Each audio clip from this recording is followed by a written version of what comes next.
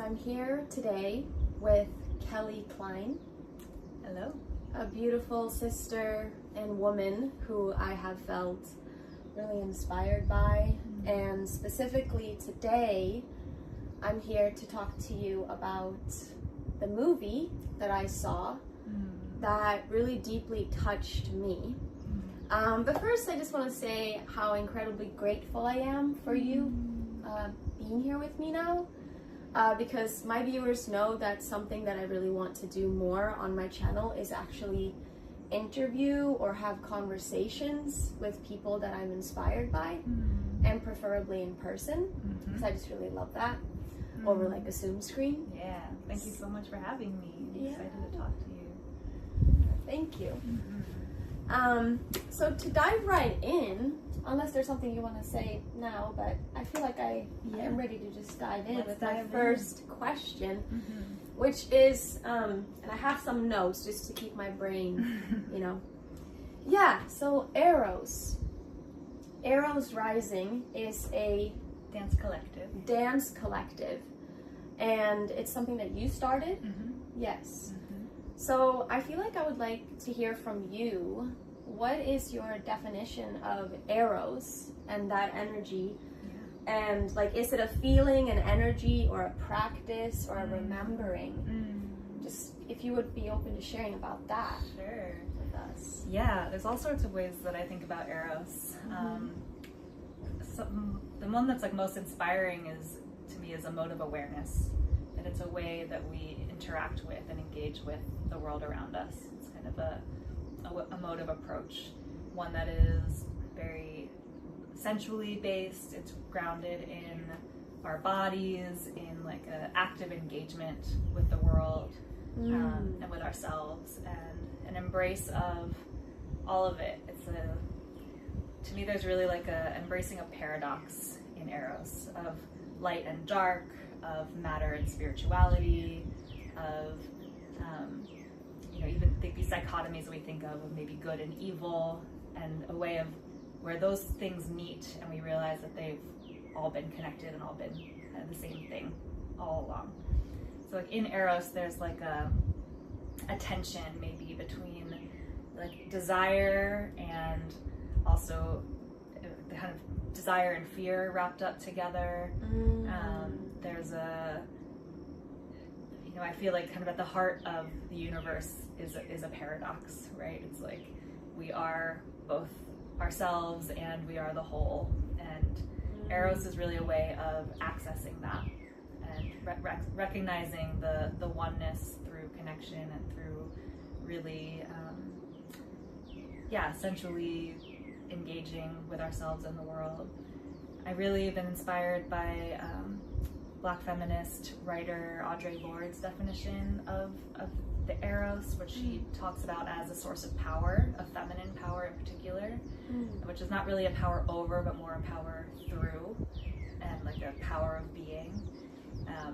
She puts it into kind of opposite to what she calls the pornographic, which for her is like kind of the more like superficial understanding of sexuality, which might be like more like plasticized representations of sexuality. And for her, that's like just kind of, it's like, I think she calls it sensation without feeling. And the erotic is really like an inner inherent power that we have, that we all carry in the feminine plane of us, which is usually kind of in the shadows. And so not just feminine bodies or female bodies have this power, but it's more mysterious. It's we access it through our senses. We access it through really like the pleasure of being alive and being in these bodies, and that's what the erotic is to me. So Eros is like, you're saying erotic. Is it the same kind of erotic energy, Eros? Like I guess I'm energy, kind of the same. Eros. Yeah, sort of similar. Similar. I know they're kind of like used in different ways. Yeah. But that's why I was like, I hadn't heard the word Eros as much as erotic, life force, energy, but it's sort of tying in together. Yeah. I would say it's the same, or at least very, very similar. Yeah. beautiful.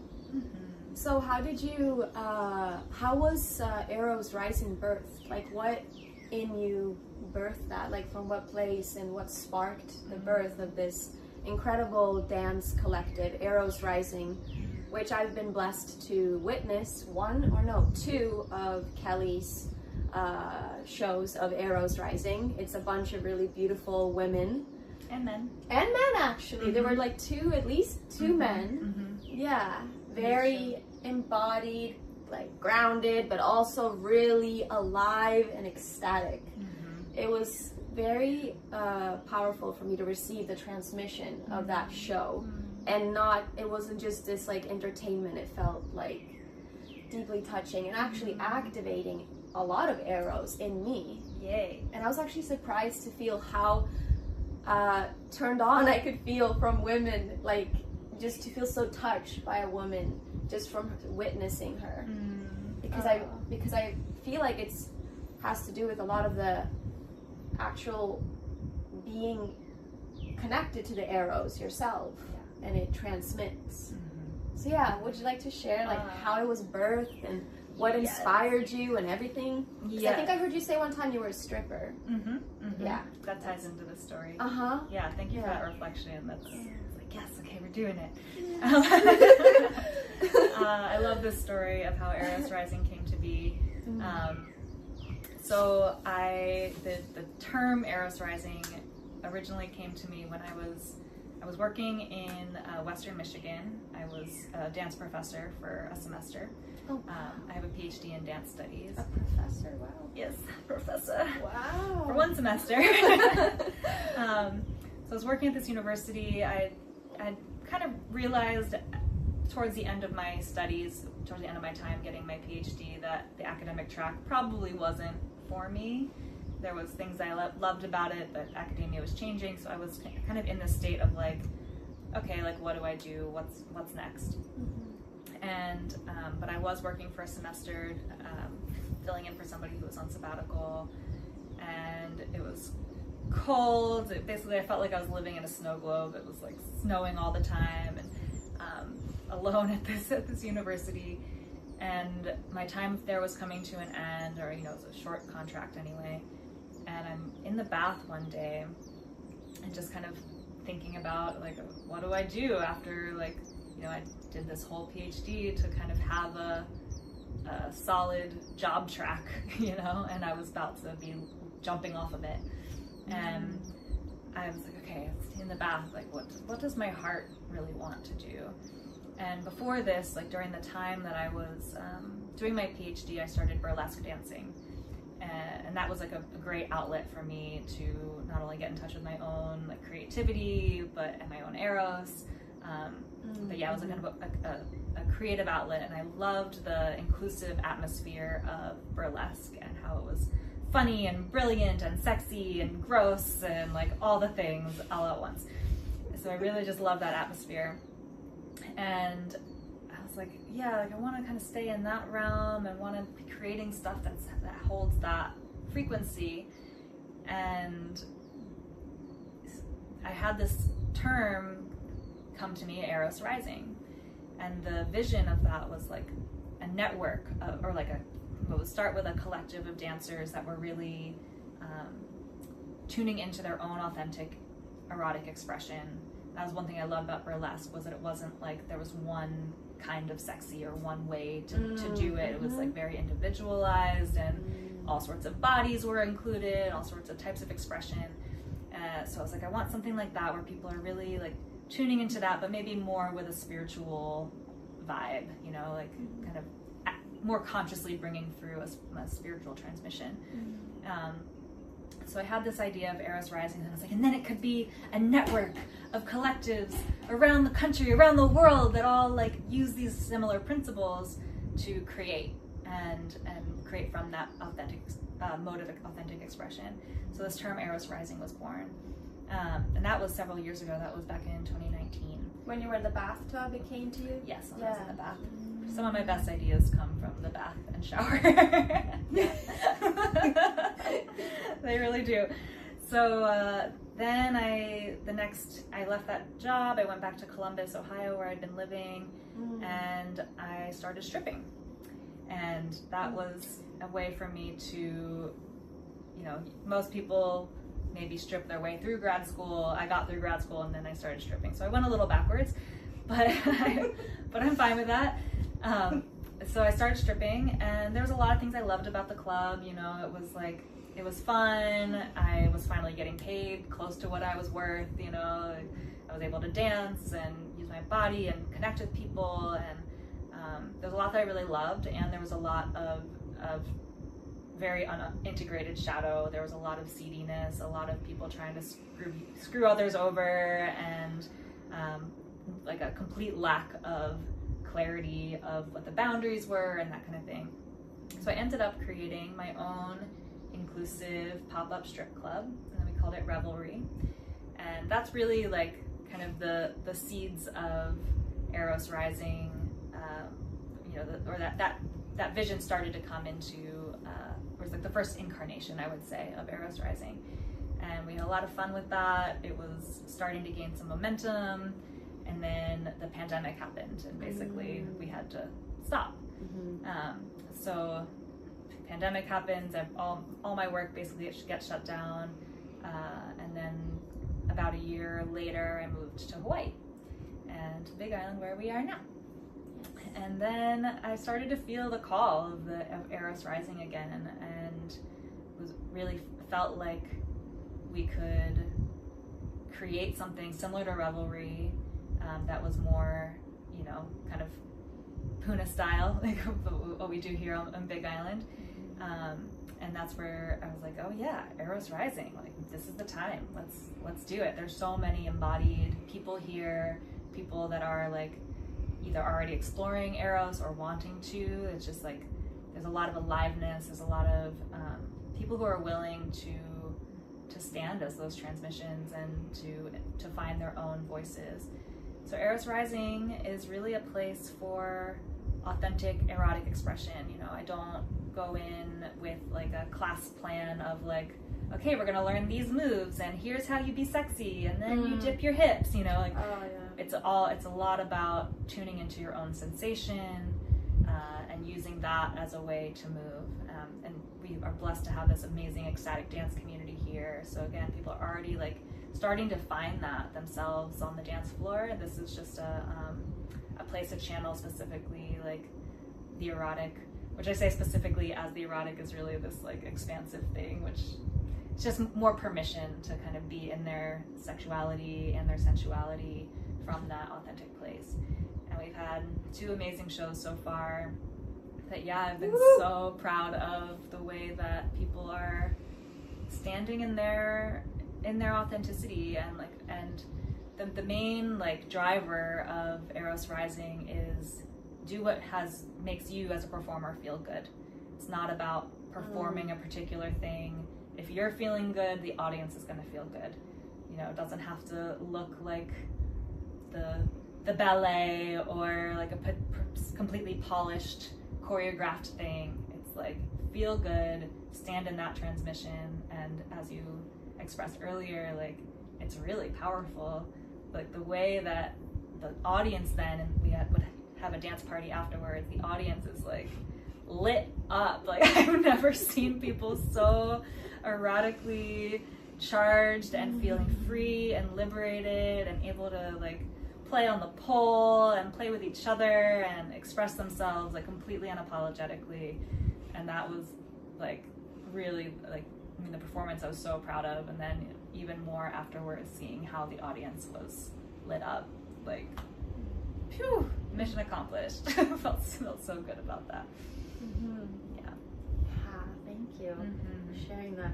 I thought it was cool to see how some people that were performing had high heels, because that's probably what they felt joyous to wear, like sexy in, and then others were barefoot, kind of like a little more dirty, like dirt, and like there's so many different characters and flavors, which I love. That's what yeah, that's really inspiring. That's like what would spark me to. That's why it's attractive to maybe possibly want to join, because it feels so welcoming for what we really want versus like high heels, nails perfect, right? Which is what some strip clubs want, right? Yeah, big eyelashes, lots of makeup. It's a certain type of like thing. Sure, if that's your thing, do it. But that's not the only aesthetic that we're going for. And yeah, I loved that we had second show that we had Farrell Fern started off. She walks out completely naked. I love this. Giant hair and just. Who was that?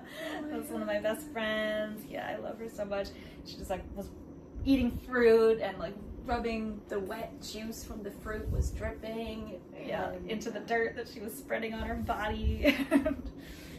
Yeah, she got Farrell for sure. Yeah, I love that. Mm-hmm. So, in Arrows Rising, you the show or the events that you had here. Let's see. Magdalene Remembered, the movie, was shown in both of them? Or just the first one. Just the first one, that's right. Yeah. Yeah, so I'd like to talk about the movie, Magdalene Remembered, which is, are you the director or are you more the star of the movie? Because I feel like you're the main character. Yeah. You're the star. The only person in the film. Yeah, you're the only being that we see, like the only human. Yeah. There's a couple random like historical shots of some humans, but yeah, I'm the only character. Yeah. They called me the muse of the film. Yeah. We all have, the three of us that worked on it primarily all have director credit because it was like a collaborative effort. But I would say, my role was mostly as the muse, as the kind of embodiment of the transmission, and we all had some directorial power and input and things like that. Yeah, so this movie, Magdalene Remembered, was, the first time I saw it was at Sundari, and I didn't know what to expect, but when I saw it, I felt like my heart kind of broke open, and I actually had like tears running down my face, and out of I feel like in a sense of remembering even deeper, and then also some grief in the state of the world and where we are with things, and I feel like the movie is a very powerful reclamation of, or remembrance also, that the body as sacred and that our pleasure is sacred, and so much more. And I have a question around it. What does Mary Magdalene symbolize for you? Because that's one thing that I wonder if you've gotten any sort of feedback on using the name Mary Magdalene in general with this movie that's erotic. It's actually showcasing some self-pleasure and erotic energy tied into the word Mary Magdalene, which was connected to Jesus and all these things. And so if you're open to sharing, what does Mary Magdalene symbolize to you? Like, who was she, or what's your relationship to her and the energy of her? Yeah, thank you. Also, thank you for that reflection on the film. It's like beautiful to feel it move through you now. There was a lot of emotion. Goosebumps. So many goosebumps. Good. That's what we were going for. Breaking hearts open. Right. So let's see. I didn't grow up in a religious context really at all. My mother had. My mother had grown up Catholic, going to Catholic school, and she was very traumatized by that experience. So she kind of went the other direction when she was able to leave, and identified like semi-pagan, for a while, and so I grew up in a very religious-less, semi-pagan context. And for my mother, when she started learning about the Dead Sea Scrolls and Mary Magdalene and the Gospel of Mary, so these were let's backing up a little bit. Mary Magdalene, as we kind of know her in the more Like, traditional sense. does the Bible mention her? It does. Okay. Yeah, she's in the Bible, and in the like King James version of the Bible, she is a repentant prostitute. She's one of the disciples of Jesus. So she's the only woman that's named in the Bible as a disciple of Jesus. She's the first one to see him when he resurrects, and so she is in the Bible in that context. But they frame her as a prostitute, as somebody who was a repentant sinner and then was reformed through Jesus. And then in the late mid 1900s, I think maybe one book was found earlier than that, they started finding the Dead Sea Scrolls and other kind of hidden texts from that were written closer to the time of Jesus, one of which is the Gospel of Mary. So she has her own gospel that was basically removed from the canon as we know it now. And we know now too that the Catholic Church, originally when Christianity, the followers of Christ after the crucifixion, people started following his teachings, and it started growing and growing under the Roman Empire. At first it was like an underground cult sect, it was something that the Roman Empire tried to squelch, but it started gaining momentum, and then they realized, oh, okay, we'll just work with this rather than try to fight it, we'll incorporate it in. So they took the texts that had been written and basically went through them and took out most of the mentions of any women at all, especially ones that were empowering, and like changed some stuff. And so Mary Magdalene's role got edited out basically, and repressed, and she got cast as this repentant sinner, repentant prostitute. So the version of the Bible that we have today, I mean, it's gone through countless iterations and translations and all these things, so is not real. It's not at all what was written at the time, and all the texts that are written kind of closer to when Jesus's life are all also, there's all sorts of different takes and different stories and similar things. These are all stories that we tell. So my relationship to Jesus and Mary Magdalene, I'm kind of agnostic in terms of the fact of did Jesus exist as a historical figure? I'm willing to believe that he did, I'm willing to believe that he didn't, and same with Mary Magdalene and all these people, but the stories that we tell about these people obviously are very important. These are some of the foundational stories that we have of Western society, very powerful. As much as we think we have a separation of church and state, these stories are very important. So even if they aren't true, the ways that we tell them, I think, are. So definitely. Yeah. So there's been over the last 100 years less, and even especially I would say with the feminist movement since the 70s, there's been kind of a reclamation of Mary Magdalene as a figure, where people have been kind of claiming her as the important teacher that she probably was.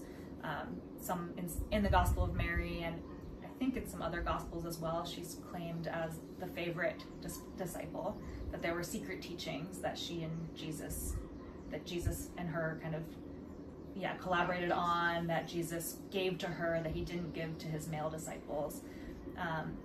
And there's some evidence and there's some takes on this story that during the kind of big gap in Jesus's life, that he went to India and studied Tantric Buddhism and other Tantric traditions. And probably, if Mary Magdalene was a prostitute, quote unquote, prostitution at that time was largely temple priestesses. It was largely women who were devotees to the goddess.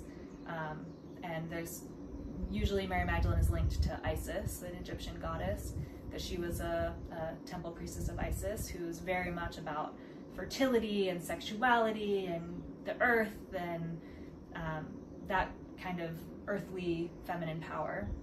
And so if she was doing sex for money. It was under the context of pilgrims or devotees coming to the temple and engaging in tantric. Maybe they weren't, well, not tantric in terms of Indian tantric, but more tantric in terms of kind of blending of sexuality and spirituality, practices, sacred sexual practices of devotion to the goddess. So very different context than we usually think of prostitution, right? Yeah. Just very different connotations. Not the same as like what we're unfortunately seeing a lot now in cities and things, and just, it's a little different. Exactly. Very different. Yeah. And it was held in a different regard. Very.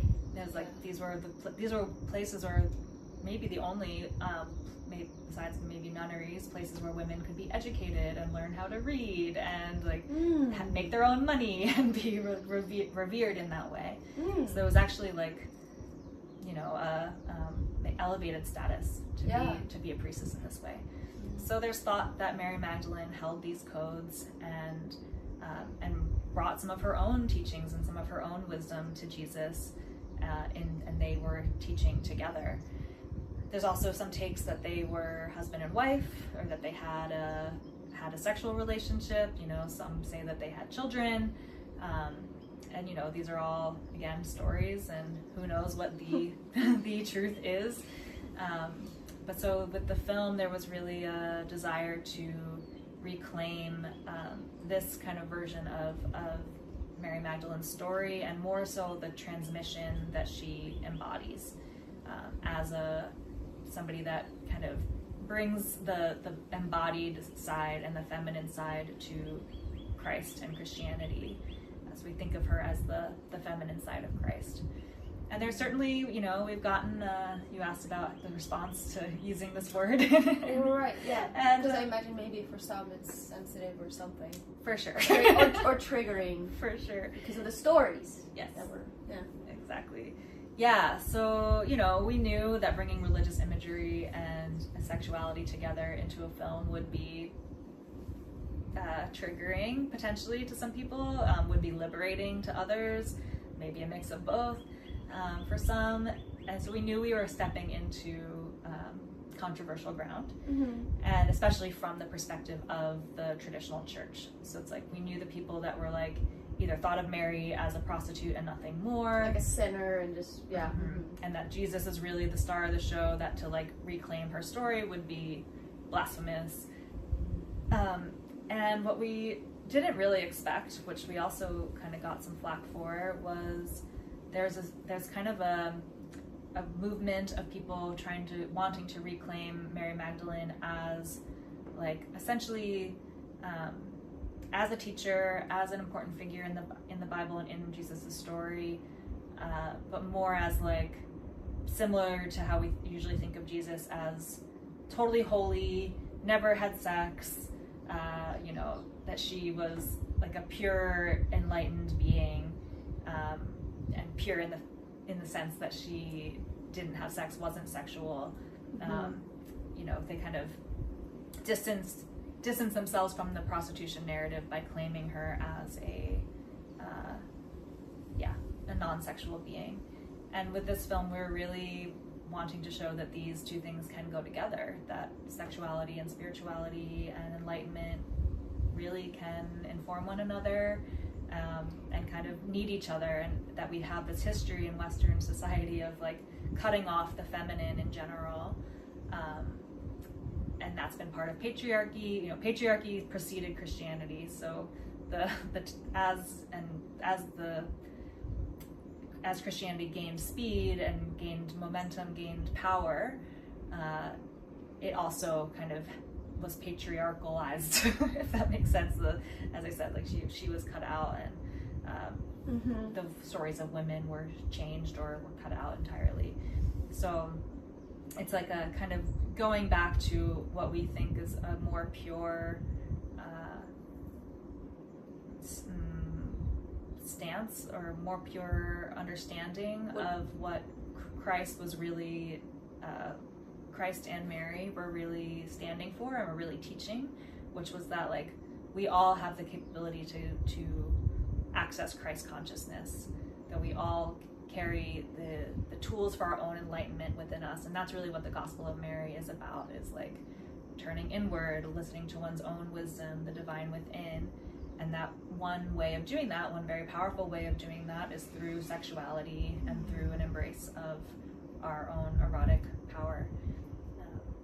So yeah, we've certainly gotten some people that are on the more like, Mary was a holy being and how dare you use her, put her name in an erotic film. And so that's been interesting too, to kind of see the range of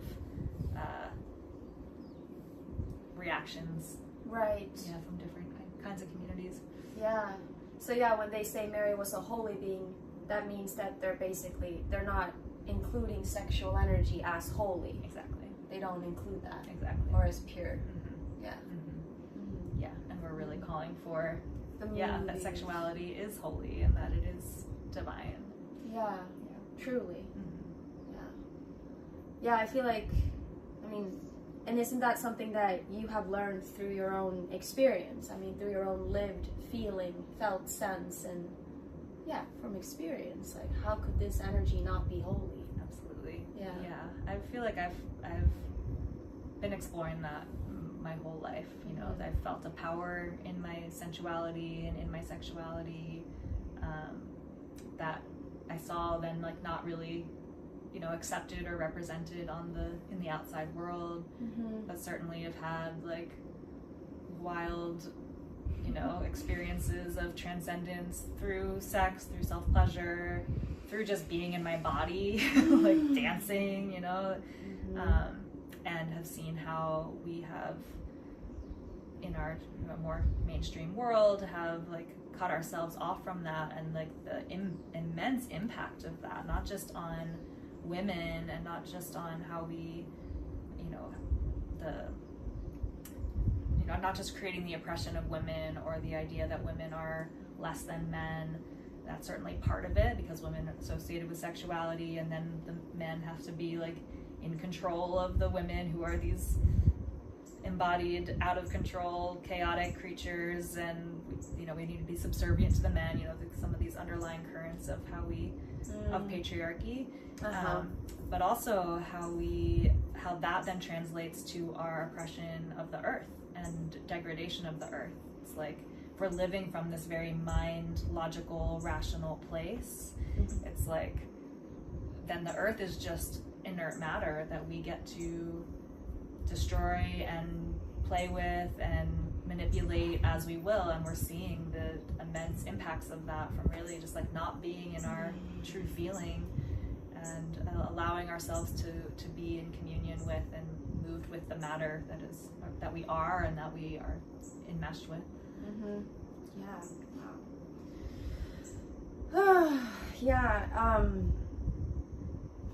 That was a lot. Solving patriarchy over here. It's just looking out at the nature here, actually connecting to Mother Earth and the land, and dropping into more being present here, like maybe going from the mind and really just being in this moment and connecting to nature. I feel like that in itself is highly erotic.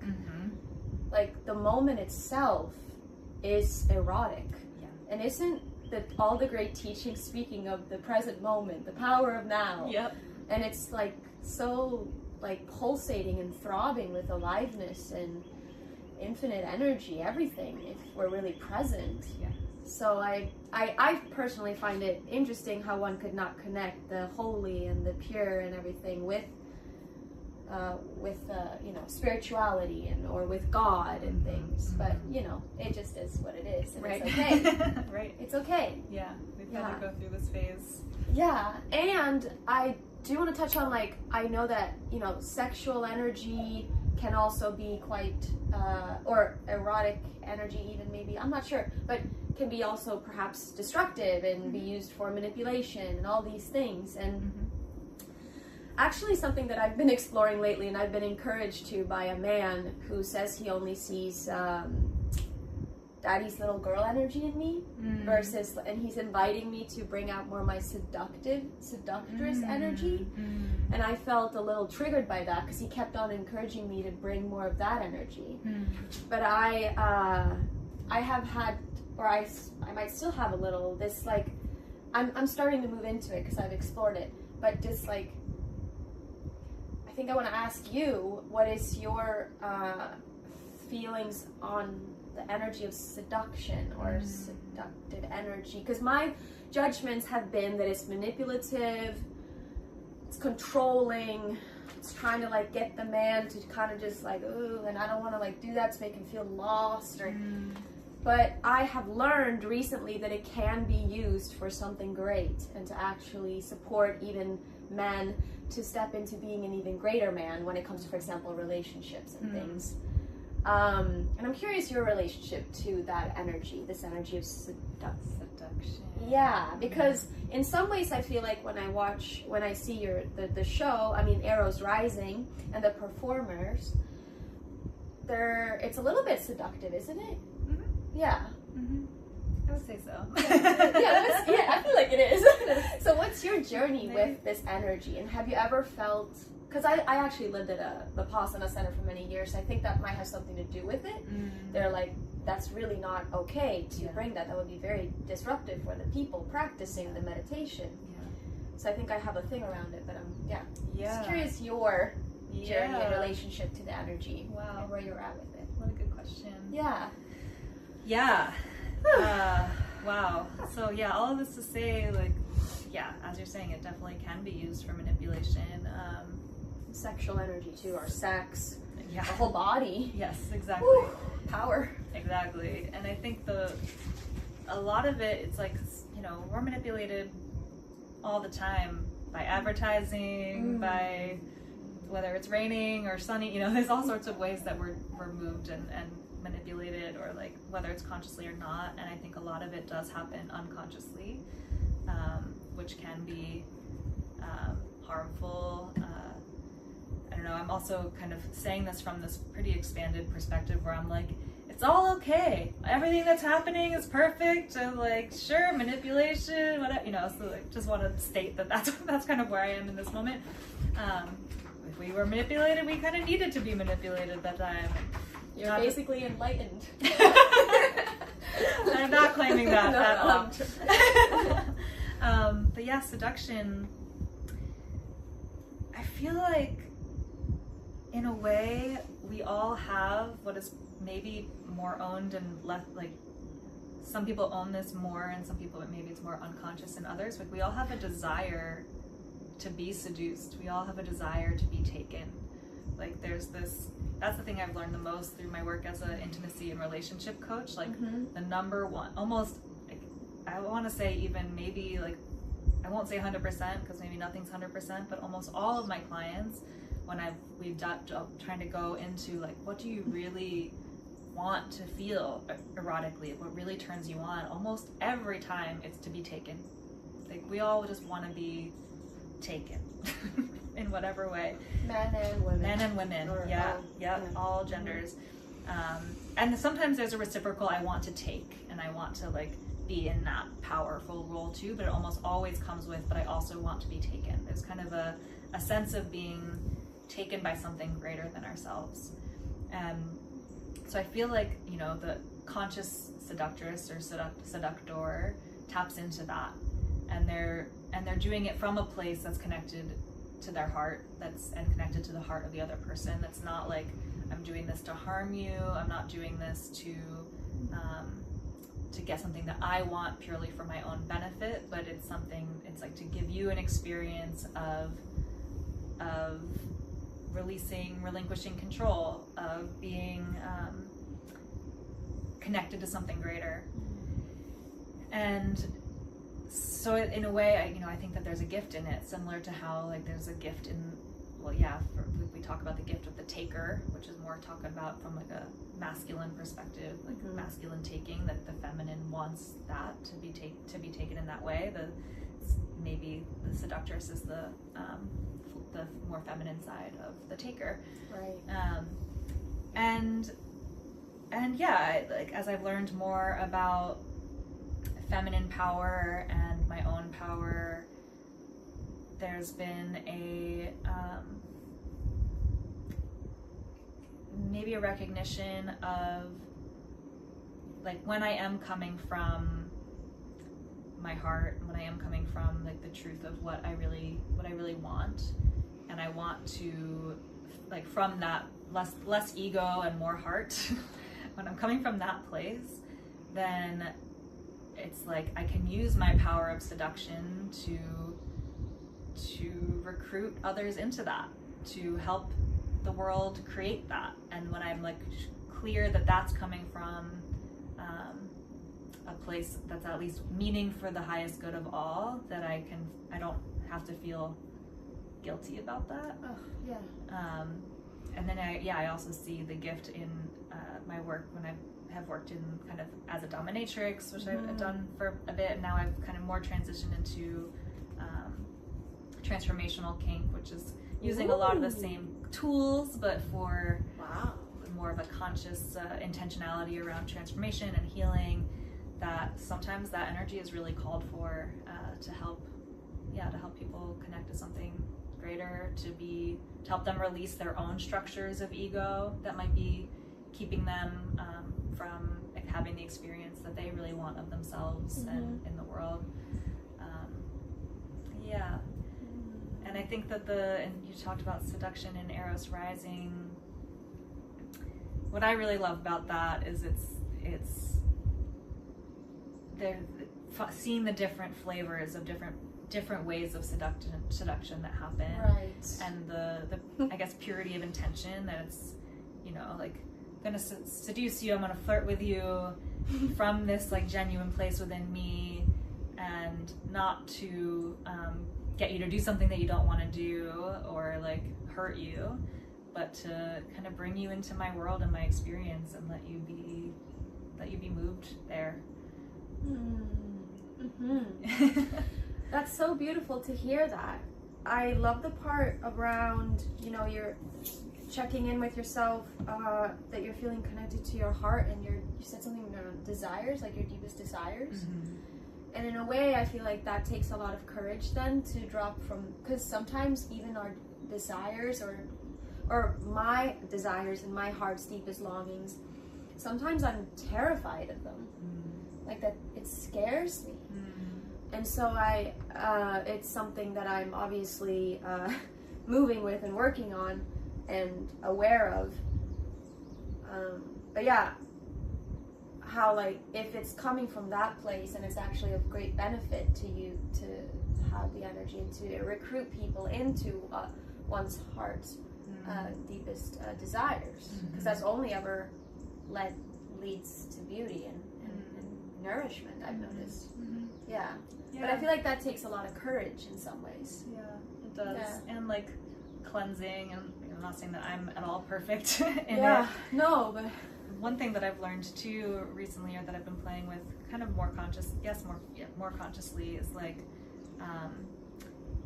both the seductive power of like a submissive role, which would, or a submissive like position, which would maybe making an ask from a submissive position would be like, it would make me feel, I would feel so taken care of and nurtured if you would make breakfast this morning, you know, that kind of thing.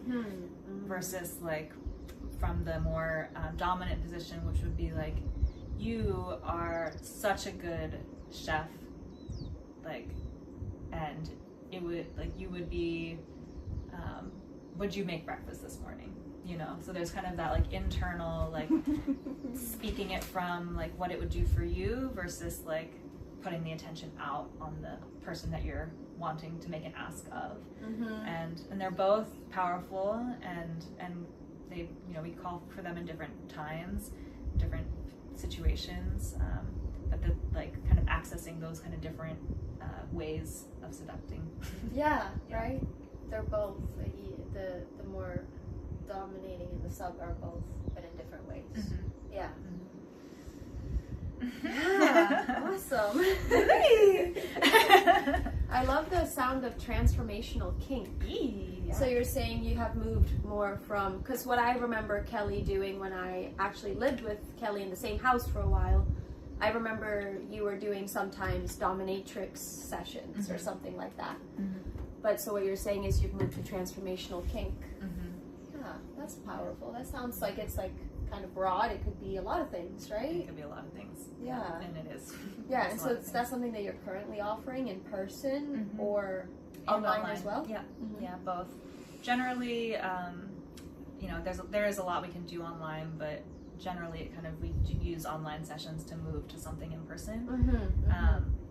But yeah, transformational kink has really brought a lot of my interests and skills together, which has been, it was such a gift to find. It was like, oh, I've been trying to do this my whole, you know, the whole career since I left academia, and I've like, it's kind of another story there of like, being like, I want to, like, yes, these performances, but also I want to do one-on-one work with people that is, I don't know if I used the word transformational at the time, but that's like a way of helping people access their bodies and maybe move through a transition that they're trying to go through. It could be like shadow work too, can it? Absolutely. Yeah. Absolutely. Yeah. It really can be all sorts of things. Right. And so I had this like vague sense of using sensuality for healing and for, yeah, what I now think of as transformation, and finding kind of the lineage, which is, it's a new and ancient thing of transformational kink, finding others that were doing it and kind of a community around it in terms and a training on that, like, brought a lot of what I had been doing together. So with transformational kink, we use the kind of, if you think of like 3 pillars of kink in general, which would be like role play, sensation play, and power dynamics, and it could be any mix of those things. It doesn't have to have all of them, but and in a space that can be inclusive of the erotic, but doesn't have to be.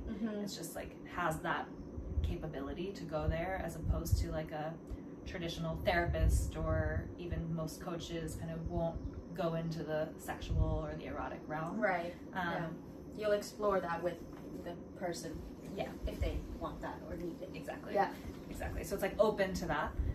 So for transformational kink, yeah, we're using those pillars to create some kind of ritual or transformational experience based on whatever it is that they are going through, or whatever they're healing. So a lot of it can look like maybe like addressing things that maybe traditional therapy would address, like, oh, my mother didn't hug me enough, or I had this kind of relationship with my father, or I'm going through this big transition in my life, and I want to let the past go and kind of intentionally create something for the future. Or I have this kink and I don't really understand what it's about, and I want to be able to really explore it and see what medicine there is for me there in a safe space. So it's you know, where the traditional dominatrix work is more like, I have this kink, I'm going to come to you to fulfill it, and that's great, all well and good, and lots of healing can happen there. Right. It's just not the intention behind it. And with transformational kink, there's kind of a broader palette of things that are available. Yeah. So I've had sessions where I've just kind of embodied the Divine Mother and have held someone for 45 minutes and like while they had whatever experience they needed to have. And so it's like we set the container, we ritually go into it, we step into the roles that we're going into, we address part of the foundation of the work too is inner aspect work, which is like getting in touch with the different parts of ourselves. So recognizing that we all have not only every age we've ever been in, but we all have maybe a seductor in us, we all have maybe a nurturer or a field researcher. So like using those different parts to really help us. It's kind of similar to parts work or IFS, but its own like take on it, I guess. And then exploring that both in online sessions or more like coaching, talking sessions, and then more embodied somatic sessions where we create a scene or a ritual to address whatever needs to be addressed. Mm-hmm. So I've had, again, sessions that have been super nurturing, sessions that have been super kinky, you know. Do you ever do sessions like, would you still do this? I mean, before you were like a dominatrix, but now you're in the transformational kink, but would you still be open to a session where someone said that they wanted to be, that they've been very bad, very naughty, and they want to be punished? Absolutely. Yeah. Absolutely. Like they're very inappropriate and they just need to be punished. Yeah, absolutely. Yeah. We would just approach it maybe in a different way. Right. So it's like, again, the session might look really similar. There's just kind of a different framing. Mm-hmm. Yeah, which is the biggest piece. Yeah. Mm-hmm. I used to have a lot of fears around, judgments towards kink or BDSM or anything that involved, I mean, not that that's not what you're doing, but I'm just saying, like, you know, like spanking and things like that. Mm-hmm. The first time I saw it, I just thought, what is this sick shit? Mm-hmm. Like, what are they doing? Mm-hmm. But then later, when I have been in spaces where it's where I've got to actually learn more what's underneath and the energetics of things, I've seen the very therapeutic side of it. Yeah. Even though it might look a little interesting sometimes. Mm-hmm. I myself have been in scenes that were very almost like degrading and things, but very surprisingly nourishing and enlivening. Mm-hmm. And beautiful. Mm-hmm. Yeah, so it's very interesting that. It is, right? The paradox. Yeah. The paradox of everything. Yeah. Yeah, there's and like with spanking or impact play too, one of the things that I often use that for is to get into like a trance-like state. Oh. A way for somebody to access their subconscious and to go and meet their spirit guides or ask a question to their higher self or whatever it is they need to do, because like having rhythmic impact on the body can really, you know, it's why we use drums. That's why it's like what shamanic drumming is all about, and having that on the body is a way of accessing that space. But it can also be the way of accessing the naughty little girl or naughty little boy, and maybe healing, punishment, like having a more empowered healing experience from punishment that happened as a child that was traumatic. Like to have similar type of energy perhaps, but in a now one is choosing it. Exactly. And then that would be I get it. We talk about that there's usually two main paths in transformational kink, the path of love and the path of challenge. So the path of challenge would be going into a challenging situation, maybe similar to one that one experienced. It could be like reenacting a scene of abuse or rape or something, and reclaiming power in that scene that one wasn't able to do in the past. Because it might so severely be haunting and affecting that person's daily life to this day, and so to do a scene like that might actually deeply alchemize it. It's like taking shit and making it into fertile soil. Yes. Yeah. It's like, oh, there was this time when I lost power entirely. Yeah. And now I feel powerless. But if you can go back there and be back in that, it's like we think of it as really patterning the reptilian part of our brain. Right. And kind of go back there and then reclaim power. In that space, then we can actually undo, alchemize a lot of the trauma that we had experienced. Or the path of love, which would be like bringing the nutrient of love to a situation where we didn't get it before. You know, maybe that's where our mother didn't hug us enough, and this was a time like, here I am embodying divine mother energy and giving you that gift of unconditional love that you deserved as a kid but didn't get. Love or challenge, sometimes both happen in a scene. Wow. Yeah. Thank you so much for doing this work and offering it to people. I feel like it's very important, and I see and I have heard from so many how transformational it is, and for myself too. I haven't done with you, but I just know it's really deep. Well, maybe we should. Yeah, exactly. Maybe we should film it. No, anyway, I don't know if you do that. Yeah. Okay. So we're almost at time, but I wanted to ask you just a question that I was feeling in regards to what you were sharing about your work. And it doesn't have to be a super long answer, obviously, but I'm curious, have you had to do a lot of deep dive into your own darkness and like shadow work to be able to be here where you are today, owning your energy, like eroticism, eros, and speaking up for these things and your truth, and also doing the work you're doing. Like, what's your journey been with all this? Has it always just kind of been like, with shadow work and things? Have you had to meet a lot of parts of yourself? And, if there's anything you can speak on that, and what's brought you here, like what darkness or something. Thank you for that question. Yeah, it's interesting because I can't quite tell how it's exactly related to my work. But, well, I'll just say, like, I feel like I was gifted in this life with a, you know, as I said, I didn't grow up with religion. I grew up in a family that was very, I'll say sex neutral to positive, you know. It was like not quite sex positive, but pagan, isn't that what the Vikings were? Some of them? Anyway, it was more like European, like pre-Christianity, right? Kind of broad witchcraft, that kind of thing. But maybe the Vikings would be considered pagan. I'm actually not sure. So there was while they still had their shadows around sexuality and like maybe more of a like logistical, rational approach to it, I wasn't given, at least through my immediate family, a lot of sexual shame. I of course got it in this world that is full of sexual shame, so there's that. So I would say like the biggest shadow has kind of been maybe around, in terms of my work, has been kind of getting over the fear that would come from like not being perceived as the good girl.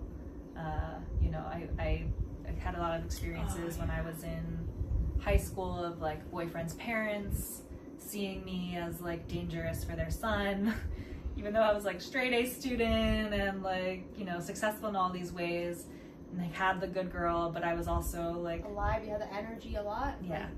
Had that aliveness, but that was very scary for them. So that's been a major thing that I've moved through, of like just not being as concerned with how others perceive me, and like owning that in myself and like staying true to my heart. I think that's with making the film too. It was like felt so much from like a heart gift, a work of the heart, an offering of the heart for all of us.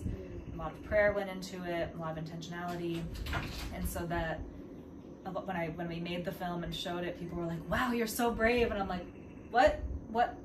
Why? What's gonna happen?"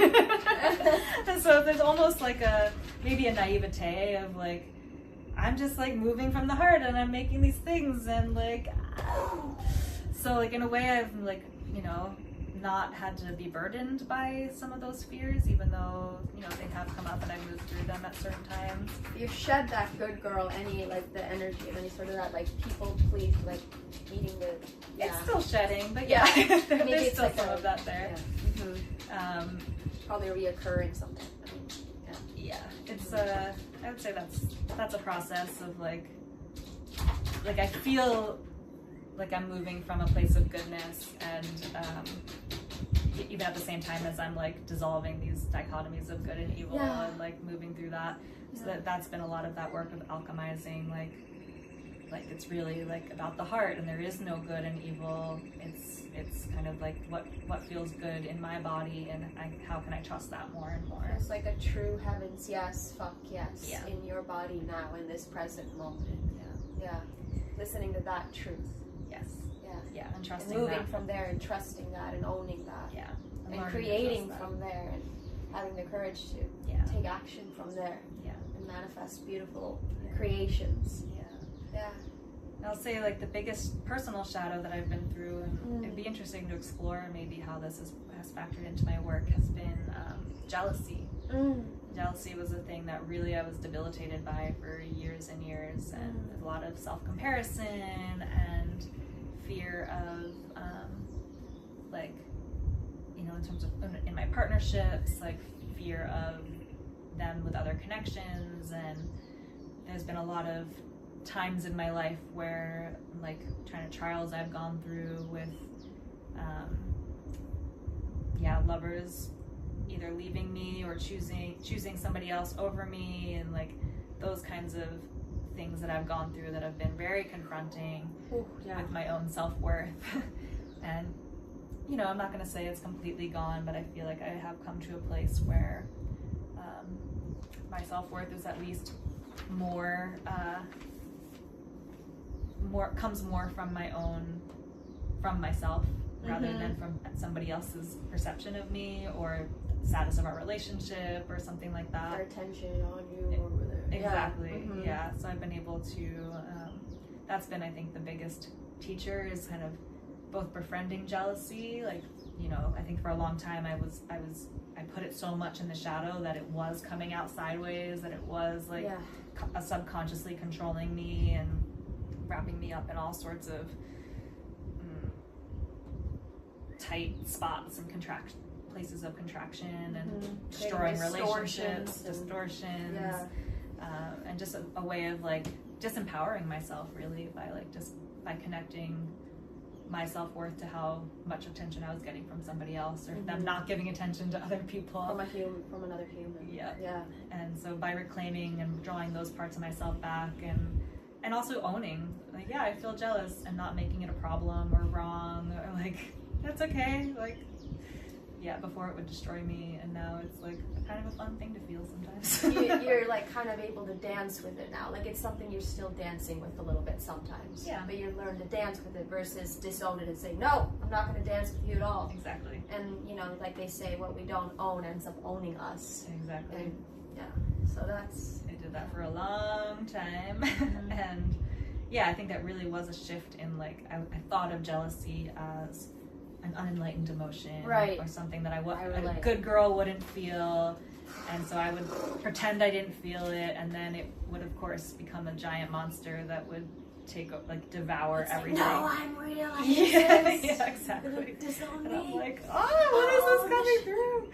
And now it's like, it's just another flavor of life, and something that I get to feel sometimes, and it's not a problem. Like, it's something to acknowledge for sure, and to maybe work with, and maybe to make asks around, but at the very least acknowledge and accept that, like, this is what I'm feeling, and then it doesn't become the giant monster that devours my consciousness and my relationships. So that's been a huge shift that is, like, I feel more free in shifting my relationship with jealousy. And not trying to get rid of it. Embracing our humanity, all of it. Man, jealousy comes with sort of the human experience, it seems. That's a big one for me too. Yeah, it's a complex one too. It has like different flavors of it too. Brings in fear and anger and sadness and all sorts of other, and that, like, it can just manifest in so many different ways. It's like a complex emotion. Very, very complex. But it's ultimately can be a really great teacher and friend. Absolutely. Yeah. Thank you for sharing on that, on your shadow work journey and things. Thanks for asking. Yeah.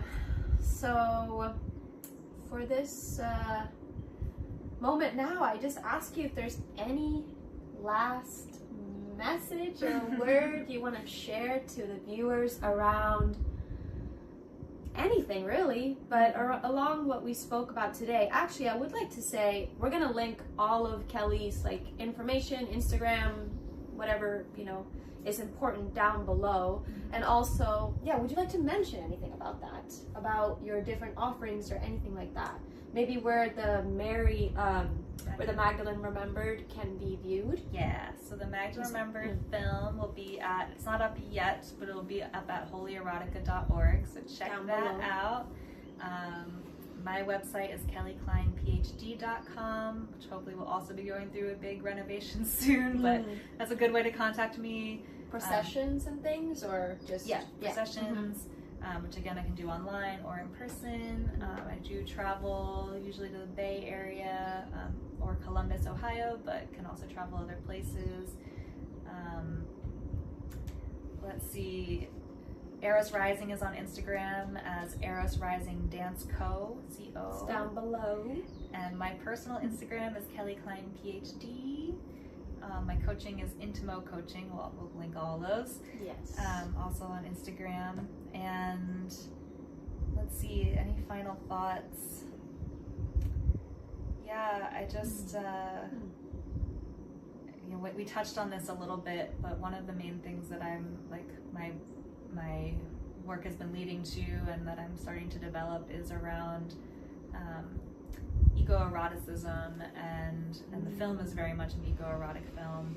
But just encourage you to see where you can find a relationship with Earth as your lover and as the beloved, and whether that's slowing down in nature or feeling the sensuality of being in the sun or wherever it is that you are.